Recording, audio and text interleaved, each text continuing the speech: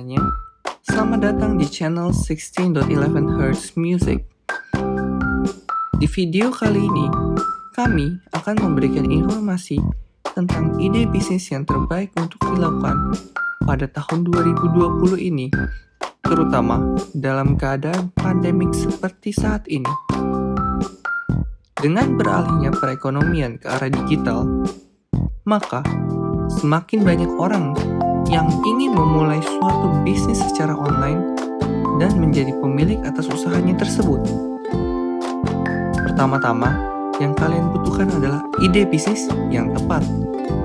Dengan adanya ide bisnis yang tepat, kalian dapat merintis usaha kalian menjadi usaha yang lebih besar. Apa saja ide bisnis yang tepat? Berikut adalah beberapa ide usaha kecil yang dapat dimulai pada tahun 2020, terutama pada saat seperti ini. Pertama, membuat blog Anda sendiri. Ada ribuan blogger yang dapat menghasilkan penghasilan ratusan juta hanya dengan menulis passion atau keahlian mereka. Membuat suatu blog agar menjadi terkenal tidaklah mudah. Di sini kita harus terhubung dengan audiens kita dengan menggunakan konten yang kita bikin. Dengan terhubungnya kita dengan audiens, kita dapat menghasilkan lebih banyak uang dengan menjadi blogger. Bahkan, menurut statistik yang ada, 73% blogger yang berpenghasilan lebih dari $50.000 per tahun mengatakan bahwa mereka memfokuskan konten mereka pada kepentingan suatu kelompok tertentu. Misalnya, kita memahami fotografi, maka di sini kita dapat membuat suatu blog yang berhubungan dengan fotografi, sehingga ini dapat menarik minat bagi penggemar konten fotografi dan juga beberapa audiens lainnya. Untuk memulai suatu blog, di sini kami memiliki beberapa tips. Pertama, pilihlah nama domain yang relevan untuk blog kalian dengan menggunakan generator nama domain. Bisa dicari di Google bagaimana cara menggunakannya. Kedua, kita harus menyiapkan hosting web murah dengan layanan hosting yang terjangkau. Contohnya itu seperti Bluehost.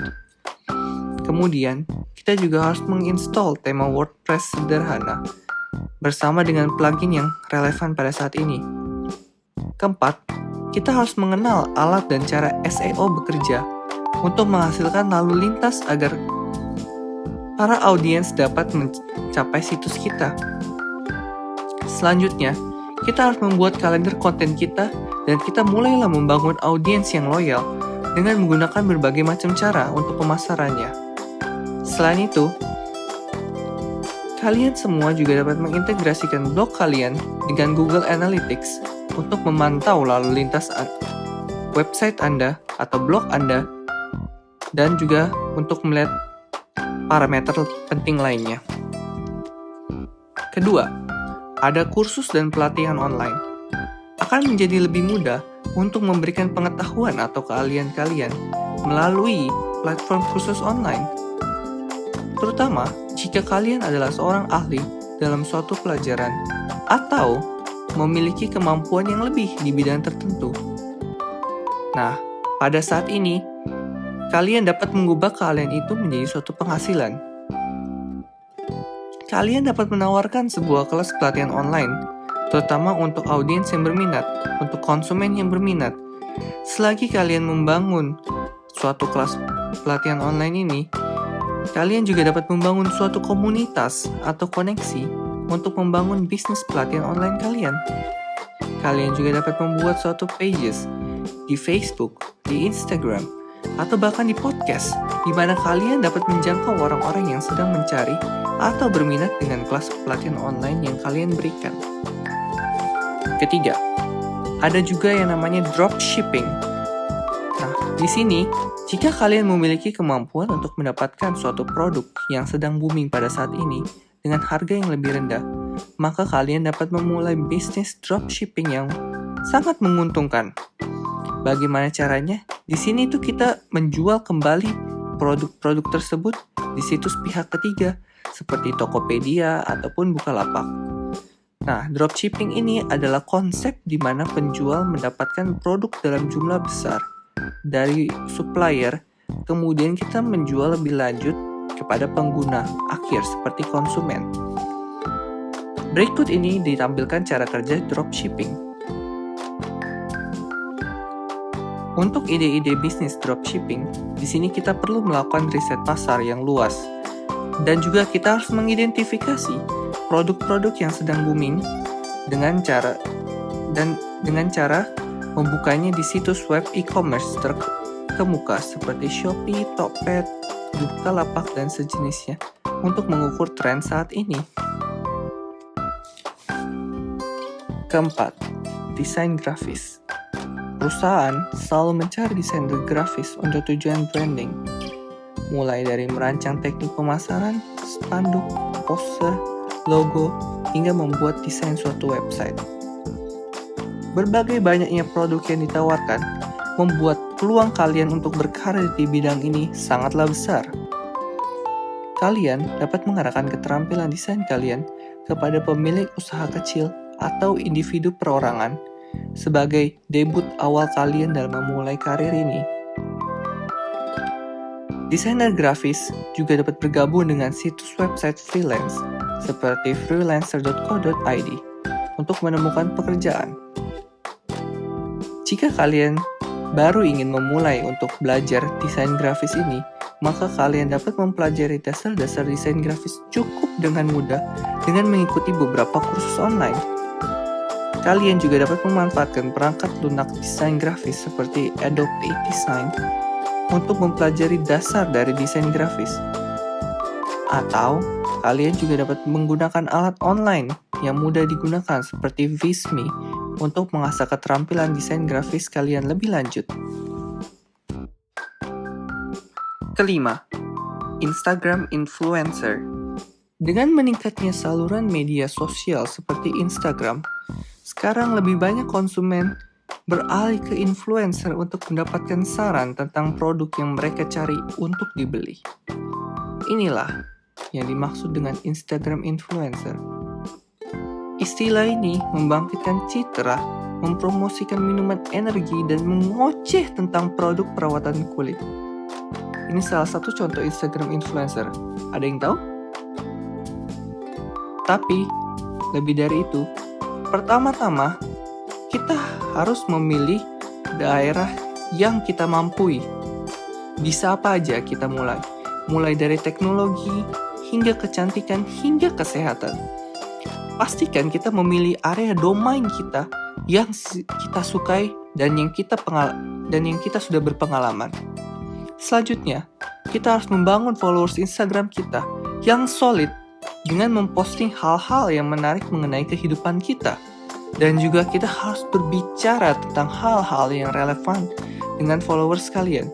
Hal-hal yang relevan dimaksud dalam topik saat ini adalah hal-hal terkini yang sedang kita ikuti, yang sedang kita sukai.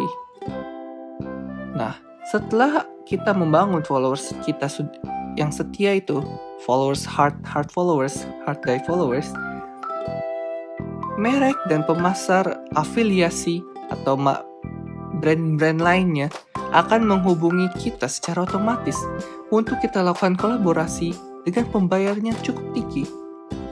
Selebgram dengan keterampilan pemasaran yang tepat dan juga memiliki followers yang banyak dapat memperoleh pembayaran hingga puluhan juta per sekali post. Bahkan, bayangkan jika kita dapat mempublikasikan kurang lebih 3-4 postingan saja per minggu, itu dapat menjadi bisnis yang sangat menguntungkan terutama di keadaan yang seperti ini. Keenam, bisnis casing HP. Kurang lebih terdapat 2,5 miliar pengguna HP di dunia, dan jumlahnya akan terus meningkat setiap harinya. Karena semua dari kita mengkhawatirkan keselamatan HP kita, maka di sini casing HP merupakan salah satu aksesoris HP yang paling laris. Karena hal tersebut, banyak penjual casing HP yang dapat mendapat pemasukan hingga jutaan, bahkan ratusan juta hanya dengan menjual casing HP dalam volume besar. Pertama-tama yang kita harus perhatikan, casing HP itu jangan terlalu hambar, jangan terlalu membosankan, jangan yang terlalu polos. Karena banyak konsumen zaman sekarang yang menunjukkan minat pada berbagai jenis desain casing HP. Ada yang tertarik dengan desain yang futuristik, ada yang tertarik dengan desain yang lucu-lucu, ada yang tertarik dengan desain yang hewan-hewan. Nah, karena itu kita harus kreatif dan inovatif untuk membuat koleksi casing HP kita diminati oleh banyak konsumen. Nah, di sini ada salah satu contoh toko yang berhasil menjual casing buatannya senilai ratusan juta di tahun pertamanya. Mengapa toko tersebut bisa laku? Karena toko tersebut memiliki sesuatu yang spesial dari casing HP itu, yaitu casing HP yang dibuat dengan tangan. Dari 6 ide bisnis yang telah ditampilkan di video ini, apakah ada subscriber 16.11 Hz Music yang tertarik?